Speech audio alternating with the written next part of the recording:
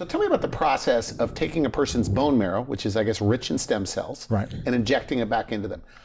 It seems like a very painful procedure. Right. So most people think that, and they come in and they, they're like, gosh, that's got to hurt really bad. But it's really about a 1 or 2 on the pain scale. We give them some medication just to kind of help, with their anxiety, relax them.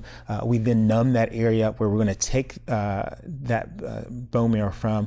And then it takes us about 35 minutes to do it. It's about a 1 or 2 on the pain scale.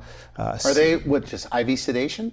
We don't even use that. We don't need to do that. Just a little, pills by mouth. Really? And then inject the area locally with an anesthetic like a lidocaine or something like that, and people do really great. A lot of our professional athletes don't like to take like any medication at all. They don't like to have it in their system, and so they'll forego that part and just do the local.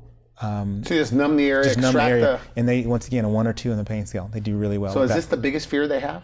That's usually the biggest fear. Have things changed from the way they were doing extracting bone marrow 10 years ago, 5 years ago? The issue with extracting bone marrow 5 years ago, 10 years ago is that they just kind of not willy-nilly did it, but they're just like, well, we're just going to go in here and do it. And so the technique was different than the way in which we do it now. And so, because one of my medical doctor buddies said, Randy, it was very painful, but he said he had it about 7 years ago. Yeah.